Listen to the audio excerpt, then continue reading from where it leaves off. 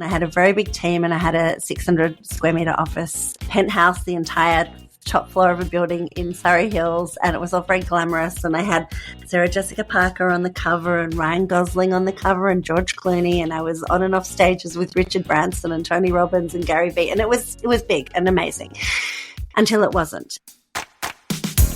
Hey lovely, Lisa here, and before we dive into today's episode of She Talks, I have got a little favour to ask you. If this podcast has ever made you feel a little bit more confident, a little bit more inspired, or a little less alone in this wild ride of running your own business, then I would love you to leave us a review on Spotify, Apple, or wherever you're listening. I know it sounds like a small thing, but it really helps get She Talks into the ears of more incredible women just like you, and it helps us keep bringing you the good stuff. And if there's an episode that made you go, oh my God, every woman in business needs to hear this, please share it with someone you love. Text it to your business bestie, add it to your stories, or drop the link in a group chat. However you do it, we are so grateful. All right, that's it from me. Let's jump in. For the next 2 weeks, I'm joined by the one and only Lisa Messenger. She's the founder of Collective Hub and a woman whose story is packed with bold decisions, burnouts, and brilliant reinvention. In this episode, we go back to the beginning, from launching a global print magazine to scaling too fast, losing alignment, and ultimately burning it all to the ground to rebuild a business and life on her own terms. Lisa shares the real behind-the-scenes story of building Collective Hub, the cost of chasing success, and the freedom she found by finally letting it go. If you've ever felt stuck, overwhelmed, or unsure if it's time to pivot, then this one's for you. Hey, Lise, welcome to the podcast today. It's so nice to have you here. Oh, hey, Lise, right back at you. It's nice to be here. It's so good to be here. Well, and to our beautiful listeners today, my team prepare and curate an amazing list of questions. And I'm pretty sure that Lisa and I are just going to throw them out the window. So should we just agree right now we're chucking the questions out the window and we're going to go rogue? Chuck them out the question, go rogue, because that is the only way to do it as far as I'm concerned. And it's so funny. I've done so many podcasts and more often than not, people send questions, and I've never read questions before I jump on because I'm always like, whatever you want to ask me, ask me. There's nothing off limits. So let's just do it. Oh, you heard it here first, nothing off limits. So let's dive in. So, okay, there's a few things I want to talk to you about today. Let's just set some context for our listeners. You're a wealth of knowledge. You've been around and were one of the absolute forerunners on social media with your publication empire. There's so much I want to talk to you about. You have a whole journey around surrogacy and being a mum. Then there's like now, and then there's like you live in Bangalore, you live in this divine home, you have a cute little baby who's no longer quite a baby. He's probably, I shouldn't even call him a baby anymore. He'd probably be annoyed at me. Hugo, I'm sorry. He's definitely a little boy, but you've reinvented your life. So babe, I don't even know where we start with that. Let's go back in time. Publishing. Let's talk publishing. Tell us a little bit about Collective Hub and like perhaps the summary story for you of how if you were given a minute or less to describe the Collective Hub, how do you describe it now? God, okay. Well, I was going to start with the whole reinvention because I feel like, there's that old adage or cliche for a reason that, the only constant is change. And I feel like this is my 24th year of having my own businesses.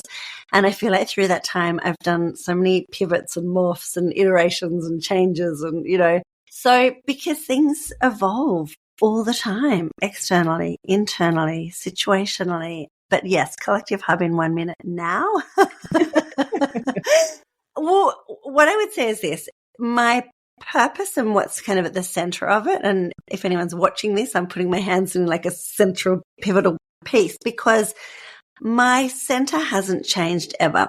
So for me, it's to be an entrepreneur for entrepreneurs, living my life out loud, showing that anything's possible. And for Collective Hub, it's igniting human potential. And I think that's really where it starts for me. And then what happens is, because, as an A-type overachieving entrepreneur, as so many of us and our listeners will be, I get bored very quickly. So as long as I have kind of that as the central point and my reminder every day, then I go, okay, well, I can evolve with that. I can change as long as I feel like I'm delivering on what I'm here to do. So it's constantly evolving and changing. And actually, I probably should dig more into that, but you tell me if you want to or not, and then we can go there. You actually, I think we should talk about that because I'm sitting here listening, nodding my head, thinking what you just said about Lisa Messenger and also about the Collective Hub, it didn't say what your products are. It said what your purpose and legacy is. And I love that because that means that no matter what comes our way in terms of trends and market and economy and all of it can blend and mold and move. And I wonder right now, listening to this podcast, how many of our listeners do have their own mission statement that is irrespective of the product they're currently selling? I love you. We need to do so much more together. I feel like I just love it when someone just gets it and you articulated it so well. So let me unpack that a little bit more. It's like I'm sitting in a chair at the moment, but if I'm all about creating a chair and then suddenly, the world, God forbid, but who knows these days, becomes all about flying carpets, then the chair is completely redundant, right? So I've always been about what is the feeling that you want people to have? And this is very sort of, Simon Sinek, what's your why, or Danielle Laporte. Like there's many people other than Lisa Messenger who have talked about this before and after. But for me, it's always been about that because that has given me the opportunity to morph, iterate, pivot, change with whatever's going on, as I said before, internally or let's face it, externally, which is, economically, all sorts of things that happen that are beyond our control externally in business. And all we can control is our mindset and our ability to adapt. So yes, absolutely right. I've never focused on the product. So kind of answering your previous question, just to talk through like the iterations over the last 24 years, my first one, and I'll do it briefly, was in 2001, I had a job, my last job that I had for someone else. And I was kind of this overzealous entrepreneur, but I didn't yet know it. I just kept saying to them, I want to have equity in the company. But I didn't know what equity meant. I must have heard it somewhere. And I was like, I just want my own thing, right? And so my boss fired me in the most beautiful way. He was like, you got to go do your own thing. And it was just perfect. And so my first iteration was I was working for sponsorship, like doing the sponsorship for Cirque du Soleil and the Wiggles and Barry Humphries, which basically meant taking a property or an asset and then finding a corporate sponsor to give money for brand, intellectual property, whatever it was, ticketing. And so I left that and then I started my own integrated marketing agency. Now, I didn't have a degree. I didn't have any experience really other than lived experience and what I'd been doing in my job.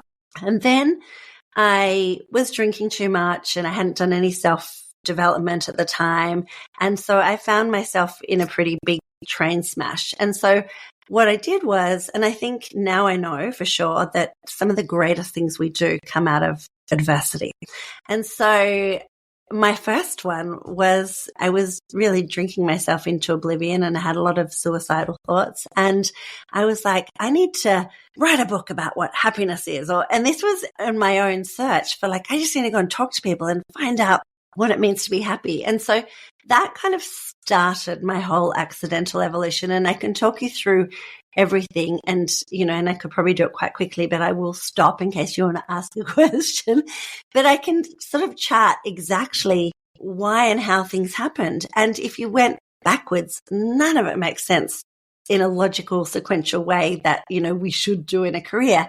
But it all makes perfect sense in terms of the lived experience or my readiness or how much work I'd done on myself or when I got sick of having, which I've had twice, really big global businesses and I got sick of certain parts of it and I was like, just burn it to the ground and then start again. So I can talk through any and all of that. Well, I love it all and I do want you to do that, but I just want to hone in on one piece that I feel it's really important to talk about for our listeners, and it's around looking for signs. And it's specifically, of course, adversity, because so often, and I know our listeners will probably nod their heads as we say this, but so often we get bad news or a new promotion that we've launched doesn't work, or we have an unexpected expense, or our best employee quits, or right? And it's so easy in those moments to think, it's stacked against me. The universe is against me. It's not going to work. Like life is tough. Life is shit. All of the thoughts we have.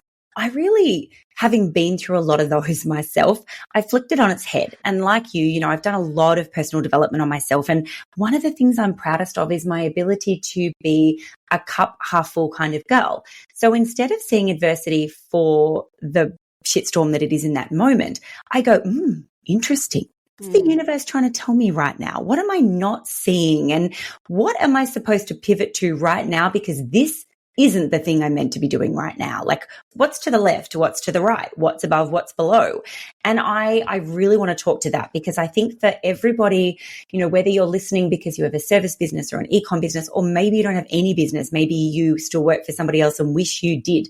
Maybe you're just a lady living your life who thinks, oh, my husband's a dickhead. What am I going to do? Like, whatever it is that's adversity that you're facing, know that it's sent to make us stronger, richer, kinder, better humans, and look for the signs. So let's talk to that, Lise. Yeah, love it. Yeah.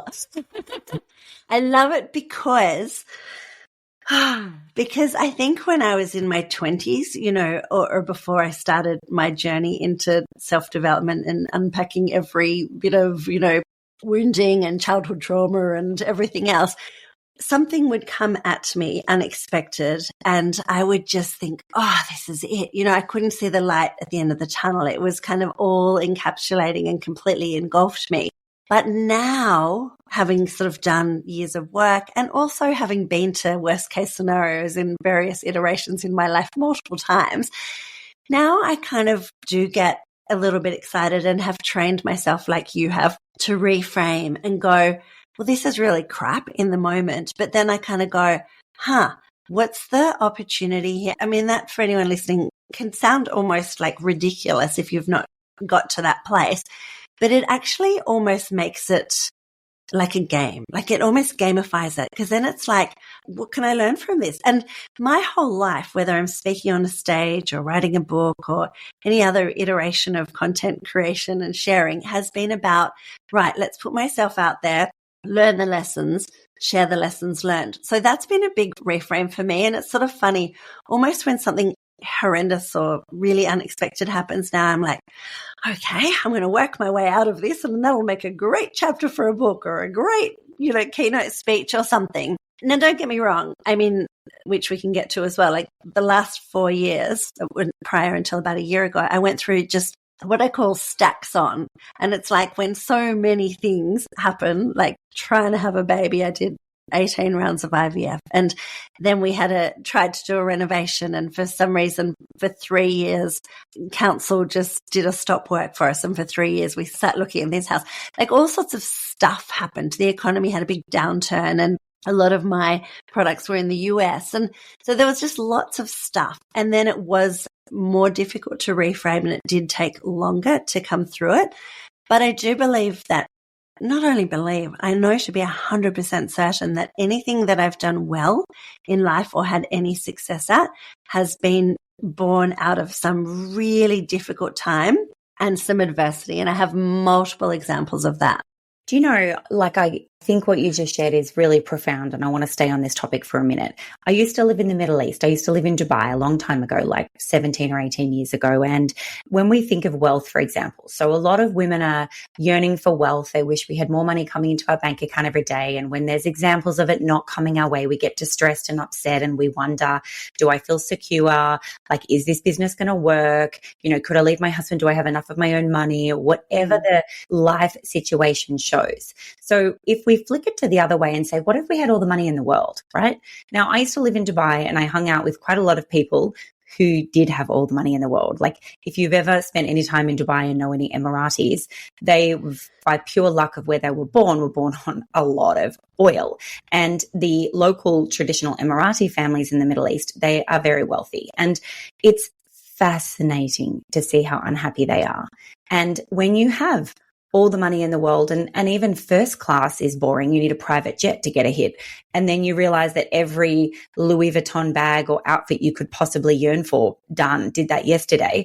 I used to have talks with them and they were like, we're bored. We don't know what to do next. And I think it's so important to come back to this place. And the reason I mention it is if we had everything we dreamed of with no adversity, if it came easily to us, and if in actual fact life was like a straight line, right, then we wouldn't be able to recognize the good when we got the good. The only reason we can recognize success and good is because we've had bad and shit.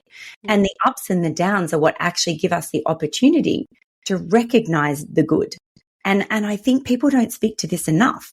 So recognizing adversity as a gift, sure, sometimes like your few years at lags way too long. Mine was I got stuck in a DV marriage for a really long time and I couldn't get out. And that just felt like my feet were in concrete and I kept going, I can get out. One day I'll get out. One day. And it took a really long time. But now life is really good. And so I recognize it because of the shit. Yeah. Everything you just said, 100% completely agree with. I mean, but it takes a long time to get there, right? I feel like we're like old now, Lise. Do you think? It's a little bit that, I think. I mean, definitely, I know people often say to me, and I'm sure they say to you, is resilience a learned muscle? And I think it's only through lived experience often and putting ourselves, just testing and pushing a little bit harder or overcoming something which we once thought we couldn't. And then kind of pushing a little bit further and going, okay, we can do this. And I think for me, and also, and you're the same. I mean, I've worked with thousands and thousands and thousands of primarily female, entrepreneurs and people in startups and people wanting businesses or entrepreneurs or mums who've lost their identity, all sorts of things. And for the most part, most of the good ideas that I've seen have really come out of something like a real pain point of, this is just really starting to bug me, or why isn't this out there? And if I look at my own life, my very first book, Happiness was because I was excruciatingly unhappy and I was on the search for what does happiness mean? So what you said before, I think about people with money and having it all and, from that place, we need something to strive for and we need a sense of purpose and a sense of longing and we need something to try and work towards. I really believe that. So once I'd collected all these stories and curated them, I then found out a different way to publish. I ended up self-publishing and that book sold 36,000 copies in the first 12 months or something because I did it differently. And that gave me this huge sense of accidental purpose. And then I was like, I'm really good at this. And so then other people started asking me, can you help me publish? Can you do this? And, 20 years later, I'm still helping people with that. The next kind of iteration was in 2013 when I launched Collective Hub as a print magazine. And this is a well-documented story. But for those who don't know, I just had this idea. I was surrounded by so many extraordinary thought leaders and entrepreneurs and, incredible people by that stage. But we were all having these behind the scenes closed door conversations. I'd be like, but Lise, how did you start that? Or what's your supply chain? Or how did you fund that? And I felt like no one was really having these conversations out loud. It was all a bit hush hush. And so my idea was as simple as, well, I just need to get all of these amazing people and smush them, very technical term, into one format. And because I'd been working with print, I was like, well, I'll create a magazine. And I'd never worked in media. I'd never worked in magazines. At the time, there was about 5,500 print magazines in Australia alone. And people said print was dead or dying. So everything was stacked against me. It was a highly saturated market. But again, adversity. I was like, I'm so sick of reading about, well, Lisa's done all of this. And I was like, but how, but why? So I created it. And I think it's often from that pain point or that frustration, or I just need to buy this thing. Well, it doesn't exist. Well, I'll make it. And I think from there, the universe kind of listens and it all opened up. I mean, within 18 months, that magazine was in 37 countries and kind of the rest is history. But I do really believe now that whenever I've really been pushed up against something, if I allow it, that's when the best stuff comes. And let's talk about that exact thing for a second, because I call that flow. And in the opposite to, adversity breeds strength, blah, blah, blah, that we've talked about, let's also talk about looking for the positive signs. So you're saying 0 to hero in 18 months, 37 countries. That is an extraordinarily indicative idea that you were in flow, like things moved quickly and there was attraction. And I always think we have the same here at SheCon. We're always in hypergrowth and the right people. Literally last week, I had 2 people stalk us that come from incredible backgrounds who were like, I want to work for SheCom. And I'm like, if you find magnetism and if you find signs that there's flow and money and attraction and people and opportunities that are appearing because of what you're putting out there to the world, then we need to listen to that as much as we need to listen to adversity and what it's trying to tell us to detour into. Mm-hmm. It sounds like that was your moment. Yeah, so I love this as well because you're absolutely right. And I was just doing a workshop on Saturday a couple of days ago, and the women said to me, so what would you prioritize if you were us? And I said, and I think what they expected me to say was like the future or the forward thinking stuff. But I said, cut off whatever is keeping you not in flow, whatever is holding you back. Because I realized, which is sort of funny, by the time I hit that funk, let's call it 4 or 5 years ago, I'd authored like 40 nonfiction books. I'd spoken on every stage around the world. And here I was so frustrated because I was like, I teach this stuff. Why can't I move through this, right? I call it the opposite of flow state. It's like we're walking through mud and nothing seems to work. So what I did was I just got so sick of my own BS one day. I was like, right, whatever it takes at whatever cost, I need to, have a baby, get the renovation done, just boom, boom, boom, clear out the crap. And that became my priority. And the funny thing is, as soon as I really moved that energy, the synchronicity and the serendipity and the flow, it just started happening. And it's almost like, we often say we need to know the why. We don't necessarily need to know the how. And then it just happens. And it really has. And so for the last year, I've just found myself in this incredible flow state again, where even the hard things become easy in a way. You just start to go.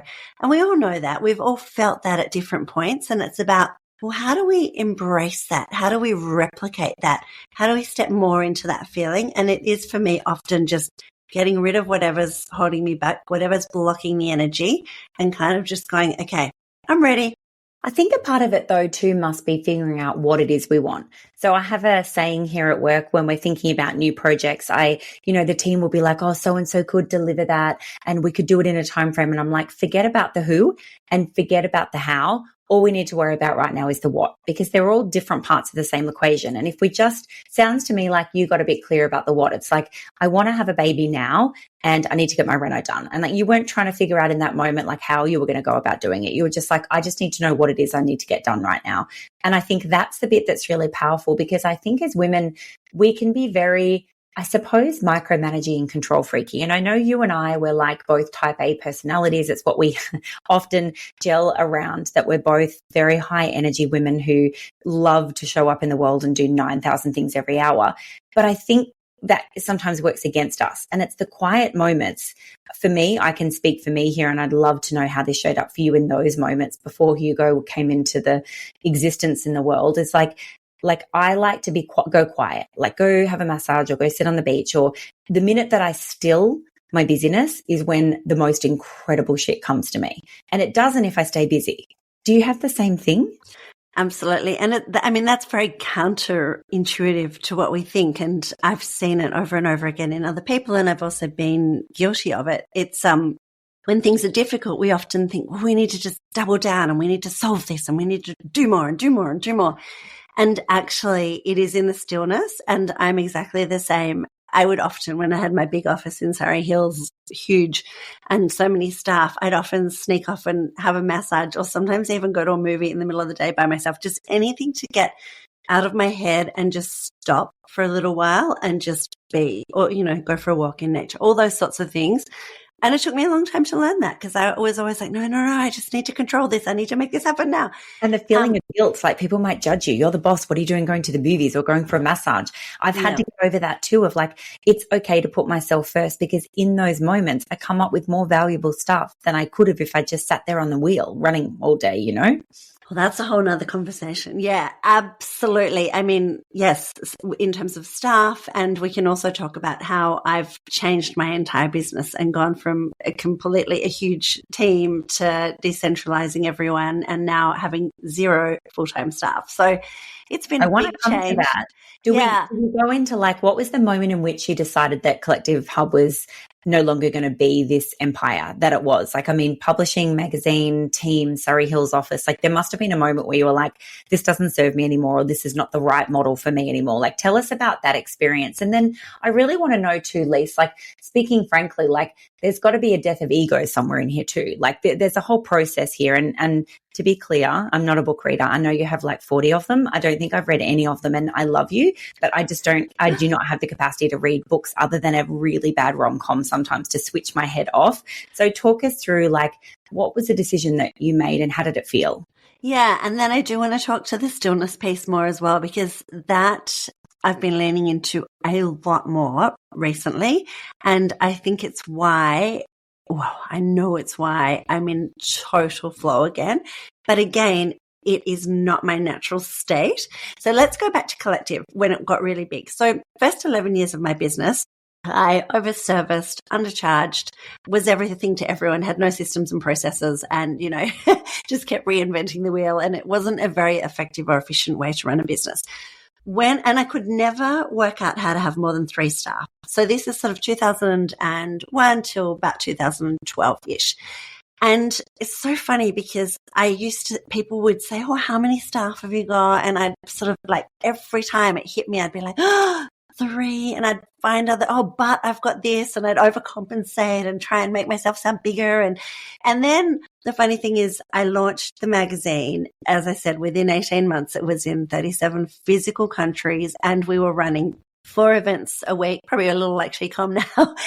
And, you know, so we were very much across the print, digital, and events. They were the 3 kind of main areas of the business. And I had a very big team, and I had a 600 square meter office, penthouse, the entire top floor of a building in Surrey Hills. And it was all very glamorous. And I had Sarah Jessica Parker on the cover, and Ryan Gosling on the cover, and George Clooney. And I was on and off stages with Richard Branson and Tony Robbins and Gary Vee. And it was big and amazing until it wasn't. So what happened was, as happens in business sometimes, and we don't know what we don't know until we're there, I had scaled way too quickly, and I didn't have the right systems and processes, and to be honest, the right 2IC or the right people around me.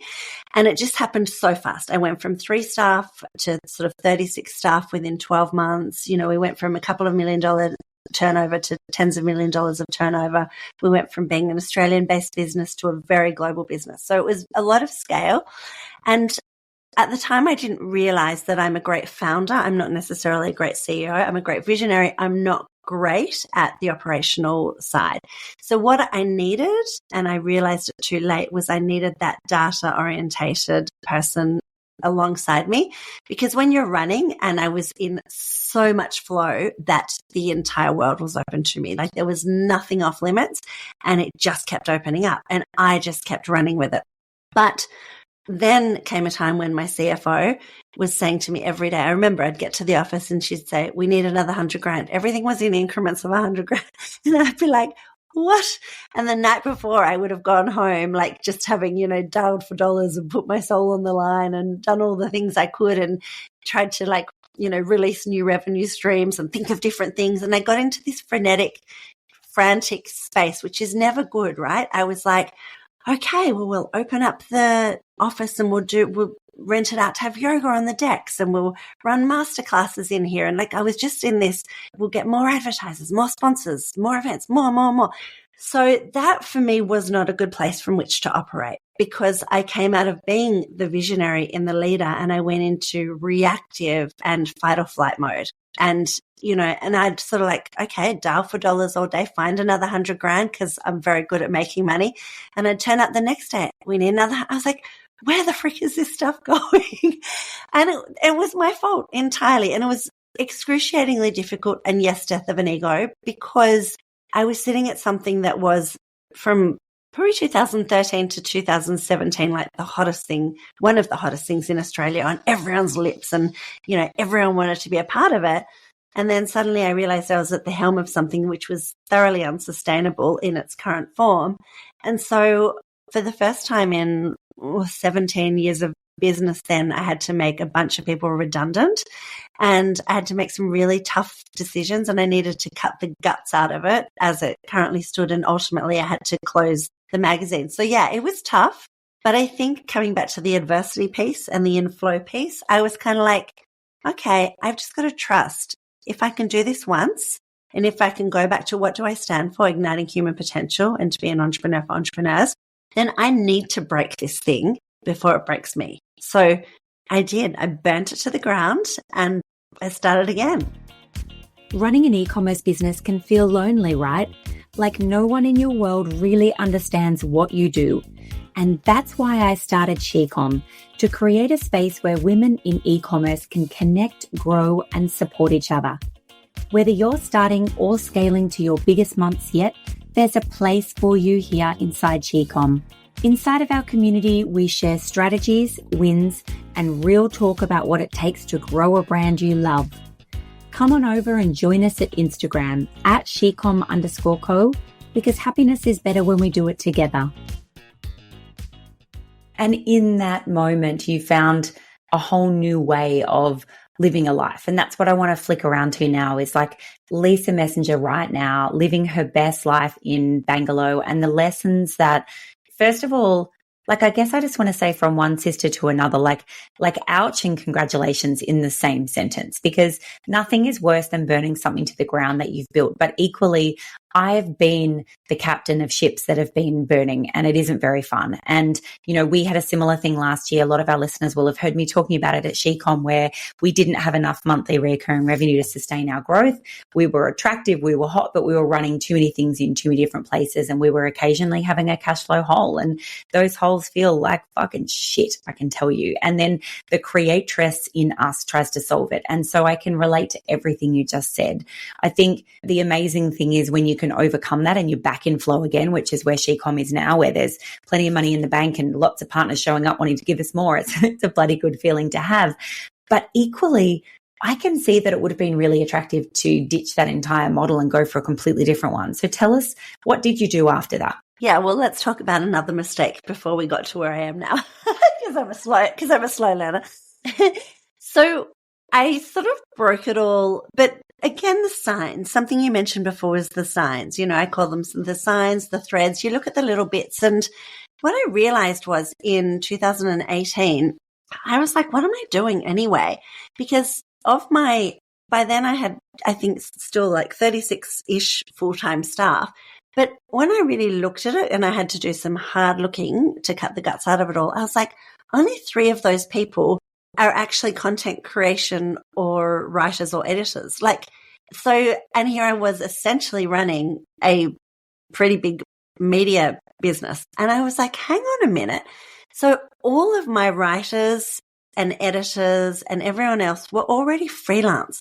They were all beyond those 4 walls and Surrey Hills that were giving us, you know, making it geographically prohibitive to have the best of the best in one location necessarily. And what happened was Amy, my editor of the print magazine, said, can I go traveling around South America for 4 months? This was a bit before then. And I was like, what? Are you joking? Like, how you run a magazine? Like, anyway, in the end, I was like, okay, well, I guess she's got a pretty strict KPI. She needs to be able to deliver me a print magazine every month. So I said yes. And she ran it perfectly, traveling around South America. And so that all changed my thinking. And I was like, why am I paying for these? My office was costing $350,000 a year. You know, we had all this infrastructure and staff, and it was all really weighty and heavy. And so that's when I decided, which was excruciatingly painful. And it's much harder to get out of something actually than it is to start something, I have learned, because I had to try and get out of a 5-year lease, you know, 18 months into it. And, you know, that's a lot of money. Anyway, there's a lot of stuff to wind up. I then kind of sat for almost a year, and I'm kind of kicking myself because in hindsight, I would have done exactly what I'm doing now, which is having the best year of my life. I still tried. There was a part of my identity that was like, I need to create, I need to do something, I need to, you know. And so I tried to create things, and then eventually, and there's a whole lot of stuff that happened in there. I had a whole lot of startup ideas, sunk some more money into things and played around. And then it was actually Stephen who said, well, every day I used to put a photo of me and then like a positive quote on my Instagram grid. And the photo of, say, me and you, Lise, would get 300 likes, and the positive affirmation or whatever would get 3,000. So Stephen said, there's something in this. Why don't you create a little book of all your quotes? And so Daily Mantras was born at the end of 2018 as a physical product outside of the magazine. And it went on to sell over 200,000 copies in Australia alone. So then I should have stopped there, because I then went on to create another 108 products over the following couple of years. And I looked, again, I've always looked outside of the industry that I'm working in, and I looked to fashion and I looked to trend forecasting, and I started creating products in suites.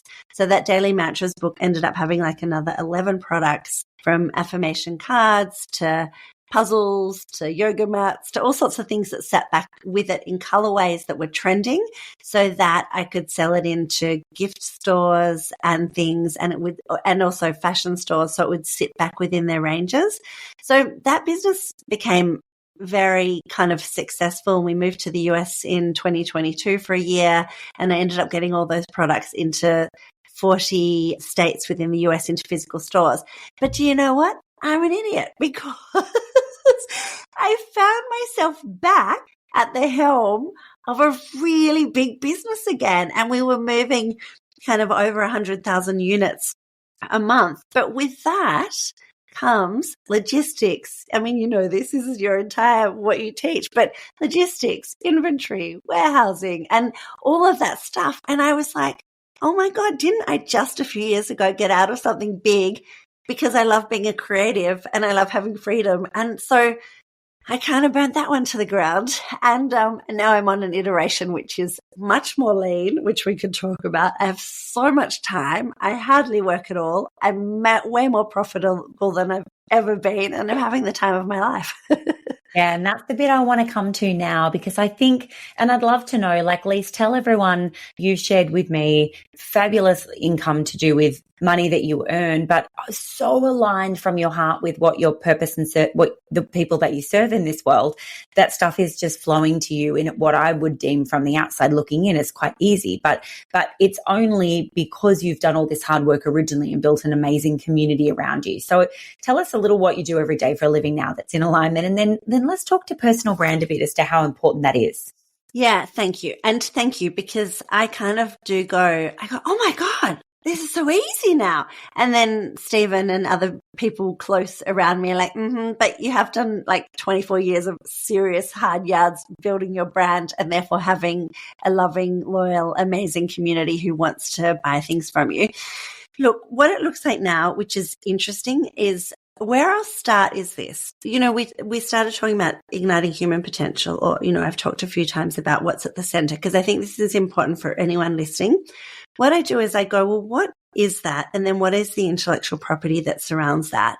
And then I slice and dice it across multiple potential revenue streams. And I teach this at some of my retreats, building a personal brand ecosystem, because I think too many people start with something. I mean, I'm sitting on the chair, so let's just use that as an example. They're like, we're going to create chairs for a living, which is great, except when something shifts in the economy. So I kind of go, let's take your why, your unique point of difference, and then let's look at how we can deliver that across multiple different platforms and different mechanisms at a price point that people want in a time frame, whatever. So take the chair example.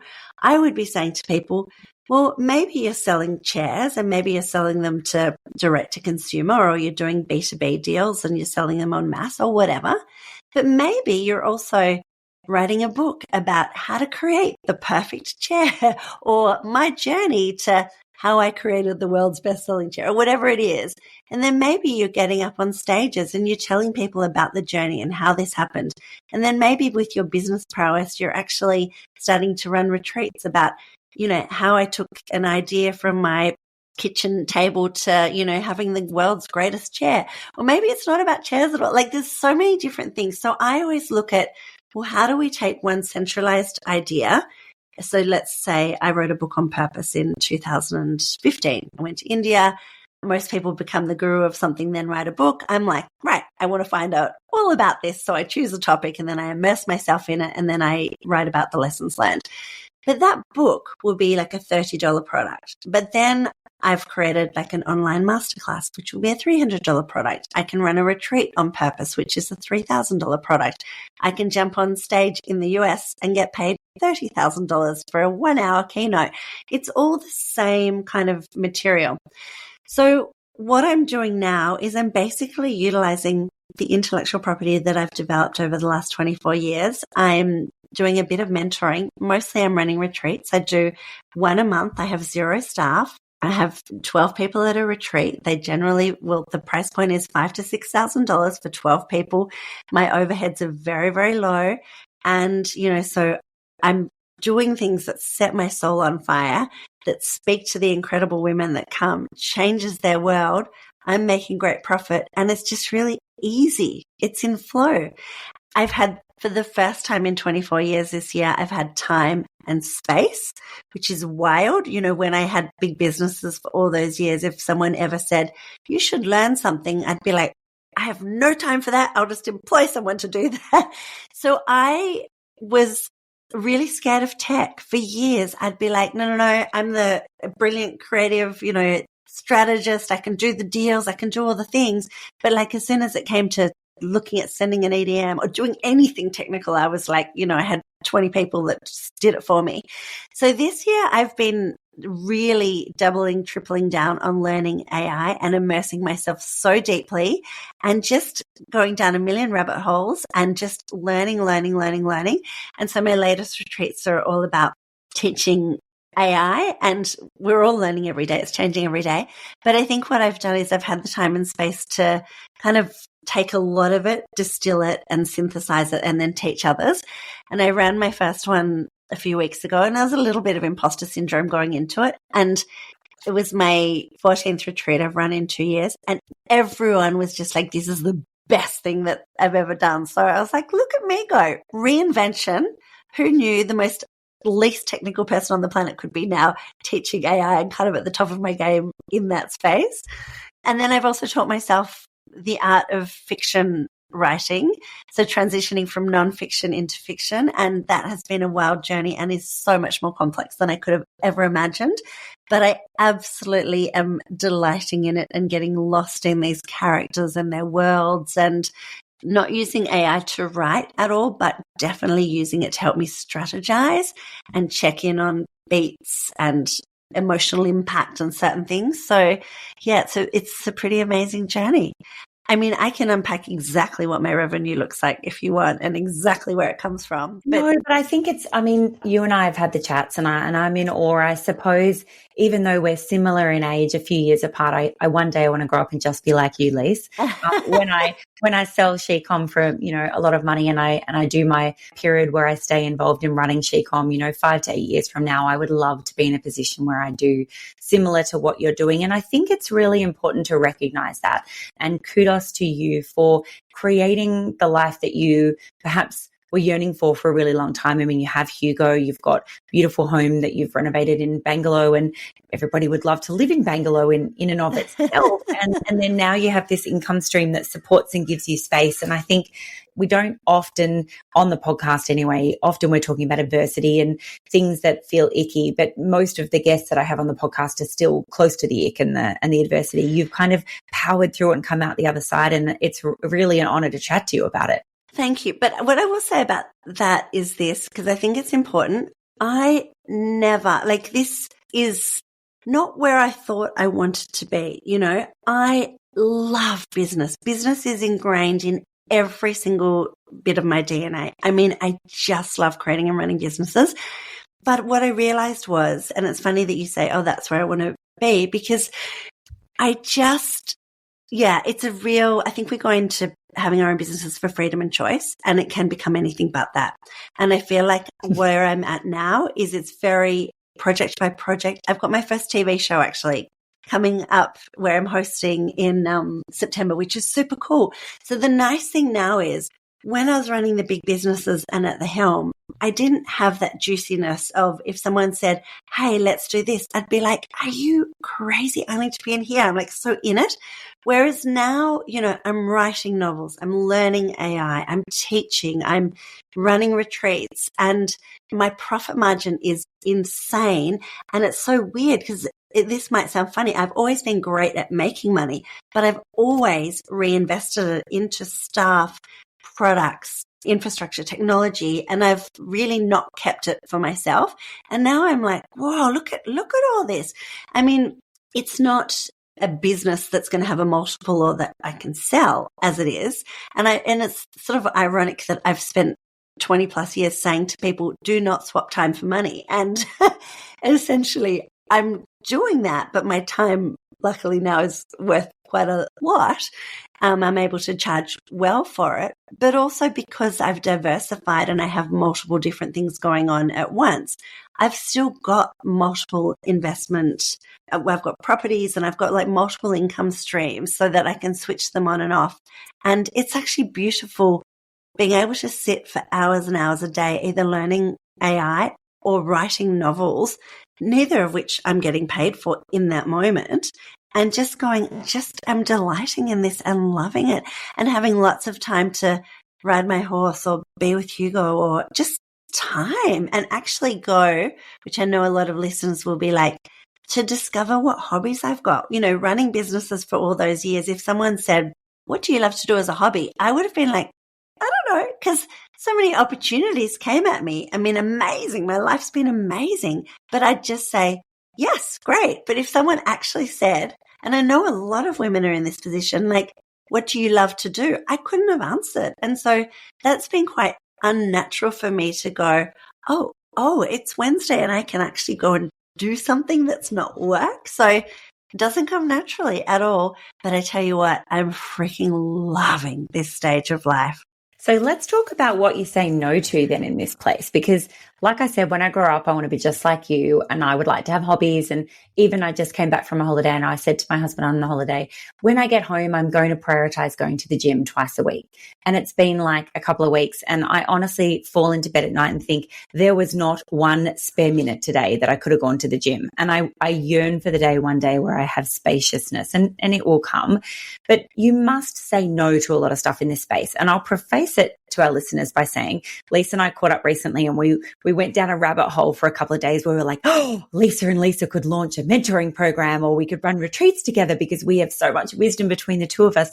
And it was you who was like, whoa, back there, Freddie, this doesn't match what I'm currently setting my life up for right now. So you must say no to a lot of stuff then. Tell us about that. Yeah. Oh, I'm so glad. Thank you for bringing that up because I probably would have, because it's a real life example, right? So when you said to me, and my brain straight away was like, oh my God, yes, of course, this makes sense. And we can do all these things and we can build this model and we can da. And also there's so many, amazing skills that you have that I don't have. And I was like, oh, this could be incredible. And, I've got Collective Hub website, which has got 1.7 million backlinks or something ridiculous sitting there in hiatus. And I was like, well, we just switch it all on again and off we go. But then what stopped me was I was like, when we start to build those again, even though it lights every part of my soul on fire, I don't want anything at the moment where I get back on the treadmill and I can't extricate myself from it. And that's where I love, go in and do a retreat and pull in sort of 80 grand or whatever for 3 days and, and then I'm out. And those people are beautiful and they've had an amazing experience and I've had an amazing experience, but I'm out. My novels, I'll write them. They'll go off to print. Actually, I say that I'm going to do them completely differently. They'll go in multiple different ways because of course, but everything's very project by project. So yes, if there was a way that you and I could be like, let's do this, but it's not going to tie us into all these people forever and ever, 100%. Yes, I say no to a lot now, way more than I ever did, because when you've created a big life and a personal brand, which I know you want to jump into, I'm in a fortunate position where a lot of things do come my way, but I always go, okay, does this ignite human potential? Yes. Okay, great. But is this going to allow me the lifestyle that I want? And if it's a no and it feels icky and I feel like, oh God, I'm going to get back into this because I've been in big businesses and they were very hard to get out of. If you loved this episode, don't go too far because part 2 drops next week. We dive even deeper into how Lisa rebuilt her business, how she leverages her personal brand to create multiple income streams, and maybe most excitingly, how AI is helping her and now thousands of other women build smarter, more aligned businesses. So hit that follow button and I'll see you next week for part 2. Thanks for tuning in to another episode of She Talks. I hope today's conversation sparked ideas, gave you strategies you can put into action, and reminded you that you're never alone on this journey. If you loved this episode, head over to shecom.co for today's show notes, exclusive freebies, and special offers from our sponsors. And if you haven't already, hit subscribe so you never miss a future episode. Until next time, keep showing up, keep building, and most importantly, keep talking.